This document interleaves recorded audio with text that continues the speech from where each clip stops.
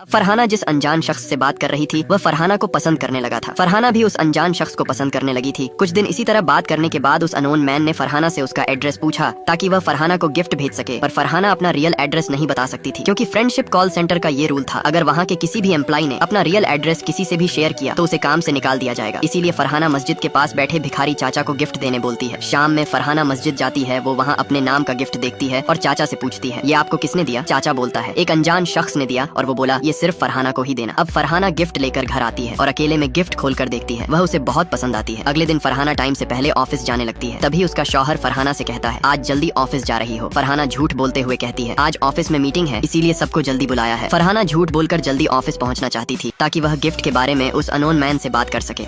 अब फरहाना जो 2 नाव की सवारी करना चाह रही थी, जल्दी से तैयार होकर अपने शौहर से झूठ बोलकर ऑफिस फ्रेंडशिप कॉल सेंटर पहुंच जाती है और उस अननोन मैन के कॉल का इंतजार करती है जिसने उसे गिफ्ट भेजा था, जिसे देख फरहाना बहुत खुश हुई थी। फरहाना जल्दी ऑफिस तो आ गई थी पर उस अननोन मैन के कॉल का कोई अता पता ही नहीं था। ये देख फरहाना बहुत परेशान हो जाती है। फिर उस अननोन मैन के दिए गिफ्ट को बड़े गौर से निहारती है। ये देख फरहाना की सहेली जेली बोलती है, वाओ सो ब्यूटीफुल, किसने दिया ये? तुम्हारे सोहर ने। फरहाना ने जेली से कहा, नहीं यार उस अननोन मैन ने। अब फरहाना उदास होकर घर चली जाती है। अगले दिन फरहाना ऑफिस जाते वक्त पेपर में कुछ ऐसा देखती है जिसे देख फरहाना डर जाती है। दरअसल पेपर में फरहाना के बारे में ही छपा था। फरहाना जो दूसरे मर्द के साथ बैटिंग करना चाह रही थी, पर फरहाना ने उस अननोन मैन के साथ जो भी बातचीत की थी उन सभी को पेपर में लिखा गया था। यहाँ तक कि जो गिफ्ट फरहाना को दिया था उसके बारे में भी पेपर में लिखा था। ये सब देख सोचकर फरहाना बहुत डर जाती है। ऑफिस पहुंचकर फरहाना ये सब सहेली मीना को दिखाती है। अब सहेली मीना फरहाना की बात सुनकर उसे पुलिस कंप्लेंट करने की सलाह देती है। फरहाना जिस अननोन मैन के साथ बैटिंग करना चाह रही थी वो फरहाना को धोखा दे देता है। दरअसल अब फरहाना पुलिस स्टेशन जा रही थी, तभी फरहाना के सिस्टम में उस अननोन मैन का कॉल आता है। फरहाना जो उदास दिख रही थी वो उस अननोन मैन से बातें करने लगती है। इधर मीना फरहाना के आने का इंतजार कर रही थी, लेकिन फरहाना कॉल में उस अननोन मैन को कहती है, अब मुझे आपसे मिलना है और मिल के जानना है कि मेरे बारे में पेपर में किसने ऐसा लिखा था। इधर मिंटू फरहाना की सारी बातें सुन रहा था। तभी फरहाना की सहेली मीना जो बाहर बोर हो रही थी वो फरहाना के पास आती है। फरहाना जो उस अननोन मैन से मिलने की जिद कर रही थी, तभी वो शख्स बोलता है, कल ईद है इसलिए कल हम मिल सकते हैं। तभी फरहाना बातों बातों में ही उस अननोन मैन से उसका नाम पूछ लेती है। अब वो अननोन मैन जो फरहाना से प्यार करने लगा था वह अपना नाम फरहाना को दयालन बताता है। इधर मिंटू जो फरहाना की सारी बातें सुन रहा था वो अब एमडी से कंप्लेंट करने जा रहा था। तभी मिंटू फरहाना की ओर देखता है। फरहाना जो बहुत खुश दिख रही थी। फरहाना को खुश देख मिंटू अब एमडी से कोई शिकायत नहीं करता।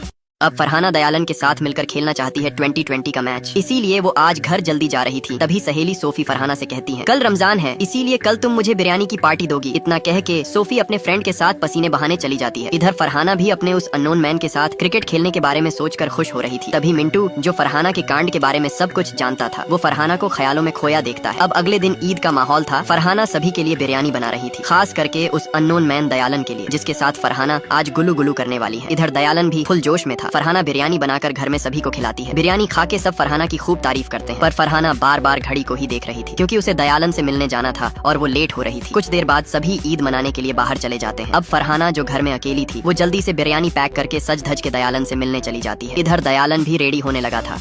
अब फाइनली फरहाना सज धज के दयालन से मिलने मेट्रो स्टेशन जा रही थी। तभी फरहाना का सोहर करीम जो मार्केट आया था वो फरहाना को देख लेता है। फरहाना जो डर के मारे छुपते छुपाते हुए दयालन से मिलने जा रही थी, तभी करीम फरहाना को फॉलो करने लगता है। इधर फरहाना जो खुश भी दिख रही थी और डर भी रही थी, पर उसे पता नहीं था कि उसका सोहर करीम और फ्रेंडशिप कॉल सेंटर का इंचार्ज मिंटू जो फरहाना के कांड के बारे में सब कुछ जानता था, दोनों फरहाना को फॉलो कर रहे थे। इधर दयालन भी अब मेट्रो स्टेशन पहुंचने वाला था। तभी स्टेशन में मेट्रो पहुंचती है। फरहाना गौर से उसे निहारती है। इधर करीब और मिंटू भी फरहाना को गौर से देखता है। मेट्रो के अपोजिट साइड दयालन खड़ा था और अब सिर्फ मेट्रो के जाने का इंतजार था, लेकिन तभी फरहाना का मोबाइल वाइब्रेट करने लगता है। फरहाना कॉल उठाती है। दूसरे साइड से नित्या रोते हुए फरहाना को कहती है, सोफिया अब नहीं रही, किसी ने सोफिया का खून कर दिया। ये सुनते ही फरहाना के रोंगटे खड़े हो जाते हैं। दरअसल सोफिया फरहाना के सामने ही उस कॉलर फ्रेंड के साथ पसीने बहाने गई थी। अब हम सोफिया को देखते हैं जिसे धोखे से पलंग तोड़ करने बुलाया गया था। अब सोफिया जिस कॉलर फ्रेंड के साथ 61-62 करने आई थी वो सोफिया का काम तमाम कर देता है। दरअसल सोफिया भी फ्रेंडशिप कॉल सेंटर में ही काम करती थी और वो वहाँ की सबसे सुंदर लड़कियों में से एक थी। यही कारण था कि अगर कोई सोफिया को एक बार देख ले तो वो उसका दीवाना हो जाता था। सोफिया जिस कॉलर बॉय के साथ रात कांड करने गई थी वो सोफिया के साथ ग्रुप में पलंग तोड़ करना चाहता था, पर सोफिया ये करने से मना कर देती है। तभी उस कॉलर बॉय का फ्रेंड सोफिया के संतरे देख अपना कंट्रोल खो देता है और सोफिया के साथ जबरदस्ती करने लगता है और फिर हाथापाई में सोफिया का काम तमाम हो जाता है। इधर फरहाना जो दयालन से मिलने मेट्रो स्टेशन आई थी उसे नित्या कॉल करके कहती है, सोफिया अब हमारे बीच नहीं रही, किसी ने सोफिया का काम तमाम कर दिया। ये सुनते ही फरहाना के रोंगटे खड़े हो गए। दरअसल सोफिया जो थी वो फरहाना के सामने ही क्रिकेट खेलने उस कॉलर फ्रेंड के साथ गई थी। फरहाना जिसे सोफिया के बारे में जानकर 440 वॉट का झटका लगा था, वो अब दयालन से मिले बिना ही सोफिया के बारे में सोचकर रोते हुए घर वापस जाने लगती है। फरहाना जो दयालन से मिले बिना ही चली गई थी वो अब घर पहुंचती है। मोहल्ले वाले फरहाना को शक की नजर से देखते हैं। इंस्पेक्टर जो फरहाना के घर सोफिया के बारे में जांच पड़ताल करने आए थे वो फरहाना से सोफिया के बारे में पूछते हैं, पर फरहाना कुछ नहीं बोलती। अगले दिन फरहाना पोस्टमार्टम ऑफिस जाती है सोफिया के शव के पास। लाश देख सब खूब रोते हैं। अगले दिन नित्या कॉल करके फरहाना को ऑफिस आने के लिए कहती है, पर फरहाना ऑफिस जाने से मना कर देती है। तभी करीम फरहाना को समझा बुझा के ऑफिस फ्रेंडशिप कॉल सेंटर पहुंचा देता है। इधर फ्रेंडशिप कॉल सेंटर में हुए हादसे के बाद सभी एम्प्लॉइज को मीटिंग में समझाया जाता है कि वो कस्टमर से शारीरिक और भावनात्मक रूप से न जुड़े, क्योंकि फ्रेंडशिप कॉल सेंटर का एक ही काम है और वो है अपने कस्टमर को शारीरिक और भावनात्मक सुख देना, वो भी कॉल के जरिए। इसे पर्सनली पूरा ना करें, नहीं तो आपके साथ भी ये हो सकता है जो सोफिया के साथ हुआ था। ऐसा मीटिंग में बताया जाता है। दयालन फरहाना को कॉल करके कहता है, कल तुम मुझे मिले बिना क्यों चली गई? अब फरहाना जो दयालन से बात करना नहीं